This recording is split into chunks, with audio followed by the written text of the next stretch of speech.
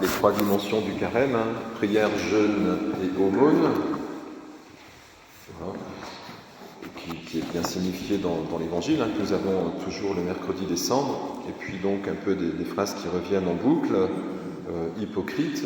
Alors, je vous rappelle, un hypocrites, c'est le masque qu'avaient les acteurs grecs, si je ne me trompe pas. Donc ça veut dire que vous êtes masqué, quoi. C'est ça que ça veut dire, hypocrite. Donc c'est que nous ne montrons pas notre vrai visage, mais un visage de parade, ou voilà, un visage en tout cas tourné vers l'extérieur pour qu'on voit notre visage.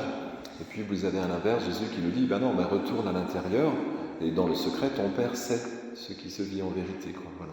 Donc on n'est pas obligé de faire semblant le mercredi des cendres. Bon, très bien. Et puis, donc c'est toujours le toi qui revient. Toi quand tu pries, toi quand tu jeûnes, toi quand tu fais l'aumône. Donc ça veut dire que c'est pour chacun, quoi. Voilà. Alors, donc le Père voit dans le secret. Ce qui est vrai, hein, je pense. Parce que finalement, la foi, c'est la communauté qui se rassemble, mais c'est quand même toujours une dimension d'intimité entre chacun et Dieu. Sachant que le Dieu auquel nous croyons, comme cela a été dit, je ne sais plus bien où, je vais essayer de retrouver, voilà, bon, déjà l'intercession du psalmiste, hein, je connais mon péché, voilà, comme ça c'est clair, ça évite de croire que je n'en ai pas, puisque Jésus appelle les pécheurs et les malades, et puis surtout, je ne sais plus où c'était, voilà, je ne vais peut-être pas retrouver, bon, en gros, nous sommes aimés de Dieu, je crois que c'est là, prescrivez un jeûne, non. Bon, je ne sais plus où c'est. C'est pour dire que Dieu est lent à la colère, patient, miséricordieux, et qu'il n'y a pas de crainte à avoir de ce côté-là. Alors je ne sais pas si vous avez entendu, mais souvent on se dit, oui, mais Jésus est sans péché. Alors Dieu l'a identifié au péché, lui qui n'est pas pécheur, nous a dit l'Épître aux Corinthiens, je vous relis. Celui qui n'a pas connu le péché, Dieu l'a pour nous identifié au péché afin que nous devenions justes de la justice même de Dieu. Donc alors, essayez de retraduire. Donc Jésus est sans péché, mais comme il est celui qui écoute et qui accueille, il absorbe. On fait ça dans nos vies. Un petit peu, bon, dans la mesure... Alors, donc Jésus ne porte pas nos péchés, à la manière tout seul et parce qu'il est le Fils de Dieu. Il entend les plaintes ou les soucis ou les difficultés ou les malveillances des hommes, parce qu'il s'adresse quand même aussi un peu aux pharisiens dans l'Évangile. Donc il entend cette maladie des hommes, mais comme il est relié à son Père, elle passe à travers lui. Ça c'est important, donc c'est toujours un jeu de relations la foi. Alors nous, quand on écoute ce qu'il y a dans le fond de notre cœur, ça peut être, voilà, humblement je reconnais mon péché, ma faute est toujours devant moi, devant toi et toi seul j'ai péché, bon voilà, c'est le psaume 50. Donc nous, on entend quand le cœur est déchiré, ce qui peut être troublé en nous, voilà, nos insuffisances, nos fragilités, etc. Puis on entend aussi celles des autres. Bon, d'ailleurs, on commence toujours par entendre les nôtres. Parce que c'est plus facile pour écouter celles des autres aussi, en fait. Parce que sinon, on les écoute pas, en fait. Alors, parce qu'on sait que pécheurs, nous le reconnaissons, vraiment volontiers, au moment de l'Eucharistie, à chaque début d'Eucharistie, ce que vont signifier les cendres aussi. Et puis, parce qu'on sait l'amour miséricordieux de Dieu pour nous, on devient miséricordieux comme notre Père est miséricordieux. Vous voyez, c'est toujours la boucle habituelle. Parce que j'ai reçu la grâce, je peux être témoin de la grâce auprès d'autres qui cherchent aussi à la recevoir. Mais donc on ne porte jamais rien, c'est ça que je veux dire. L'effort du carême, c'est pas de faire des efforts particuliers qui seraient... Alors je vous redis ce que dit saint Benoît, si tu veux déroger à la règle communautaire pendant le carême, tu as toujours quelques abstinences. Bon, je pense qu'aujourd'hui, ils ont une soupe avec 3 légumes, je ne sais pas trop, il faut vérifier, mais enfin, c'est toujours un peu allégé, quoi, les vendredis de carême et le mercredi des cendres. Et donc, saint Benoît, il dit, si tu veux faire plus que le groupe, parle-en quand même à ton directeur spirituel, parce qu'on peut faire des choses toujours d'une manière « je veux », mais est-ce que Dieu nous a demandé de le faire? C'est toujours des limites difficiles à repérer. Tout ça pour vous dire que nous sommes auditeurs... du monde, finalement. Les ermites, certains ermites disent ça, ils entendent la plainte du monde. Peut-être que Jésus a entendu aussi cela, je pense, sur la croix. Mais elle est surtout, nous sommes canal, ça monte vers le Père. Ça, c'est toute notre prière universelle. On ne garde rien, c'est ça que je veux dire. Alors si vous gardez, c'est pas bon, par contre. Ben oui, parce qu'après, toute maladie est contagieuse, et du coup, si nous ne sommes pas que canal, vous allez être malade, et c'est pas le but. Jésus a porté nos péchés sur la croix, ça veut dire il est dans cette offrande complète. Alors, de ce qu'il y a dans son cœur, parce qu'il a quelques émotions dans son humanité quand même, hein. Bon, on en fera mémoire la semaine sainte. Enfin, il voit bien la trahison qui s'approche, le reniement, la violence des hommes, tout ça. Mais il est dans cette liberté qui lui permet d'être toujours en présence du Père. Donc il prend les péchés, mais il les monte sur l'autel. Ça va ? Bon. Alors donc si nous déchirons notre cœur, encore une fois, ça va être simplement pour ne pas être dans l'ostentation d'une conversion. C'est plus simplement, et puis j'allais dire, peut-être qu'une conversion de carême, ça pourrait être de dire merci, par exemple. C'est bien, on va...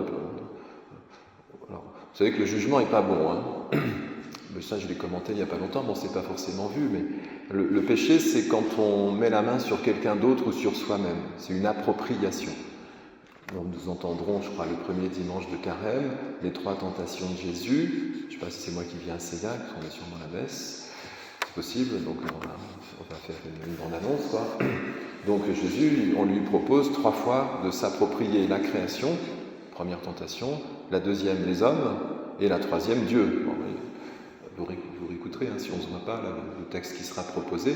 Et Jésus se défend non pas parce qu'il a été à l'école, mais parce qu'il connaît la Bible, la parole, et il s'appuie sur la parole du Père. Donc à chaque fois, tu ne tenteras pas le Seigneur ton Dieu, l'homme ne vit pas seulement de pain, mais de toute parole qui sort de la bouche de Dieu. En fait, Jésus, il est l'homme de la relation. Donc c'est l'antidote du péché. Ce qu'on fait aussi avec nos proches, hein. C'est-à-dire quelqu'un qui n'est pas bien, si vous l'écoutez, du coup, on lui permet de traverser son épreuve. Ou si nous ne sommes pas bien, nous appelons quelqu'un que nous connaissons, en qui nous avons confiance, et on peut lui dire « Ah, en ce moment, j'ai des soucis, etc. » Et c'est libérateur. C'est vrai, hein, c'est toujours un espace de relation qui nous rend vivants. C'est pas compliqué, puis notre Dieu est relation. Donc Jésus, lui, il vit complètement cette dimension-là, et il ne s'appuie pas, encore une fois, sur ses propres forces, mais sur sa relation au Père. C'est ça qui fait qu'il est sans péché. Et nous, notre péché, c'est quand on veut essayer de s'en sortir sans l'intimité de la chambre intérieure où Dieu va nous rencontrer. Donc c'est comme un hôtel, si vous voulez. Voilà, ça veut dire nous, on ne fait que sans cesse présenter à Dieu nos offrandes. Alors pourquoi je vous ai dit, on pourrait apprendre à rendre grâce ? Parce que finalement, c'est ça l'Eucharistie, d'ailleurs. C'était le chant qu'on a entendu, puis c'était dans la lecture de l'Épître aux Corinthiens. J'espère que je ne vous perds toujours pas. Alors, où est-ce que c'était ? Ça fait une pause. Bon, je ne sais plus, j'arrive jamais à retrouver, il faudrait que je mette du gras sur les phrases. Voilà, c'est là. Nous vous exhortons encore. Alors, c'est sur la réconciliation que Paul demande aux disciples, laissez-vous réconcilier avec Dieu. Alors, ça veut dire, lâchez vos péchés, quoi. Laissez-lui, posez-les sur l'autel. Laissez celui qui nous accorde sa paix à condition de mettre un peu de nous-mêmes sur cet autel, ce qui est dans notre cœur. Alors le texte se termine par « En tant que coopérateur de Dieu, nous vous exhortons encore à ne pas laisser sans effet la grâce reçue de lui. Le voici, maintenant, le moment favorable. » Donc nous, on apprend à rendre grâce. C'est toujours de la relation, hein. Dieu nous fait grâce, la grâce d'être là, quoi. La grâce de la vie, la grâce de nos familles, la grâce, je sais pas, il y en a plein, hein. On pourrait trouver plein d'occasions pour dire, oui, merci. Rendre grâce, c'est ça. Alors c'est sûr, c'est coloré par le péché, le mercredi décembre ou le carême. Mais avant tout, je vous l'ai dit, ce qui est important, c'est que nous soyons toute l'année en conversion. Alors je vous rappelle, en ski, c'est vous inversez le sens. Et oui, c'est-à-dire que nous sommes emprisonnés en nous-mêmes et nous offrons à Dieu, nous nous remettons en relation. Et on fait ça tout le temps, c'est une respiration. La conversion, c'est permanent, quoi. Les moines sont habillés en noir, d'ailleurs, pour cette raison-là, ils sont convertibles. Et ils le savent, hein. Alors je vous redis si vous voulez, mais là je suis un peu dans le désordre maintenant, mais je vous redis si vous voulez les 12 degrés d'humilité de la règle de Saint Benoît. Le 12e degré, c'est que le moine, il est en haut de l'échelle, mais il se sait pécheur. Vous voyez, le haut de l'échelle, c'est pas ce qu'on croit, hein. Il rend grâce parce qu'il sait qu'il est limité, mais il en est très conscient, il y pense tout le temps, et du coup, Saint Benoît dit qu'il soit à l'oratoire, au réfectoire, dans sa cellule, bref, là où il vit, comme chacun de nous, il est sans cesse en mode respiratoire. Sans cesse, il se tourne vers celui qui peut le justifier. Et c'est ça la conversion. Donc c'est pour tous les jours de la vie. Et donc rendre grâce, c'est Dieu fait grâce et on se tourne, on rend grâce. On ne s'approprie pas ni notre vie, ni nos péchés, j'insiste, ni nos péchés, parce qu'on se les approprie parfois. Voilà. Ça s'appelle la culpabilité. Donc ça, il faut aussi rendre grâce. Vous voyez, c'est toujours ce mouvement d'offrande de toutes les dimensions de notre vie, tout ce qui peut habiter notre cœur, nos états d'âme, nos joies, nos tristesses, et savoir dire merci, savoir rendre grâce, je pense que ça nous justifie. Donc c'est le mot de la fin, ne cherchons pas à nous auto-justifier, car le seul juste, c'est Dieu. Et oui, c'est plus simple d'ailleurs si c'est comme ça, le seul saint, c'est Dieu. Nous donc on est justifiés, sanctifiés, et alors on peut présenter notre offrande. Encore une fois, si nous laissons si nous acceptons cette conversion et cet espace de relation permanent que Dieu nous propose, vous êtes libre. C'est pas mal comme programme de carême. Voilà, alors sachons remercier Dieu pour les multiples dimensions par lesquelles il nous rejoint pour sans cesse nous faire grandir en sainteté. Et alors pour finir avec le chiffre 40, je vous l'ai dit, 40, alors je pourrais interroger les plus jeunes d'entre nous, ou les plus anciens. Bon, moi j'ai aucun mérite parce que je suis censé réviser un peu avant de venir, quoi. Mais la première fois que vous avez le chiffre 40 dans la Bible, c'est quoi? C'est où? C'est quand? Du coup, il faut rebalayer un énorme livre. Et avant, ouais, le déluge avant. Noé, en fait, il passe 40 jours. On pourra refaire une homélie là sur Noé, peut-être je le fais pas. Mais vous vous souvenez, c'est que les humains sont devenus méchants, le péché quoi. Et donc Dieu noie tout. Je ne sais pas si on aura Noé pendant le carême, il faudra vérifier, je ne suis pas sûr. Dieu noie tout, parce que vous êtes à nouveau dans l'inconscience, dans une espèce de balbutiement de la vie. On n'est pas encore sur la terre ferme, on n'est pas bien réveillé ni de notre péché, ni de notre existence. Donc tout est noyé. Je vous rappelle que le déluge en hébreu c'est Maboul, c'est-à-dire que les gens sont devenus fous, quoi. Ça arrive encore, d'ailleurs. Donc il faut tout renoyer, un peu comme dans le récit de la création des origines. Vous savez, au début il n'y a que de l'eau. Et puis peu à peu, Dieu sépare, jusqu'à ce que l'humain apparaisse. Mais il y a la terre ferme au passage. Mais il va falloir tout renoyer, sacrifier quelques animaux à la sortie du déluge, nos animaux intérieurs, nos jalousies, nos colères, notre animalité. Donc il faut refaire du sacrifice, rendre grâce, et puis l'humanité reprend. Et puis il n'y aura plus de déluge, nous promet Dieu. Mais enfin, vous voyez, c'est toujours cette même boucle. Puis après, vous l'avez trouvé, bien sûr, c'est les 40 ans au désert. Je vous l'ai dit, c'est un changement d'état. Le chiffre 40 nous dit que vous partez d'un point de départ et à la sortie, vous êtes renouvelé. Un peu comme si vous aviez fait le Vendée Globe. Ça ne dure pas 40 jours, quoique ils vont de plus en plus vite. J'ai remarqué les feuilles d'heure. Mais je crois qu'ils ont fait 30 cette année. Ah non, peut-être pas, c'est trop court. 60, je ne sais plus.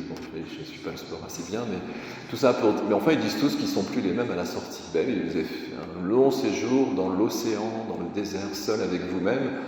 Forcément, il vaut mieux que quelqu'un nous rejoigne. Il n'y a plus que Dieu au milieu de la mer, quand il n'y a plus rien, ou dans le désert. Donc ces 40 ans nous disent qu'avant et après, c'est pas pareil. Donc on espère qu'à la sortie du carême, nous serons renouvelés. De quelle manière? Dans l'alliance, tout simplement. Vous savez, l'arc-en-ciel, tout ça. Mais tous les textes vous aideront à redire ce que je vous dis tout le temps quand on se voit. C'est que nous entrons humblement à chaque fois dans un espace sacrificiel.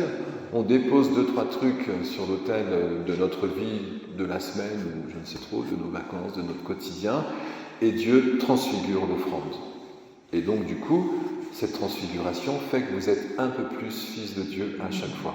Mais on recommencera le carême l'année prochaine. C'est une croissance qui dure toute une vie. Donc, de notre naissance à notre mort, le chiffre 40 dit une humanité qui est renouvelée, transfigurée, et bien sûr, la sortie, c'est la vie éternelle. Amen.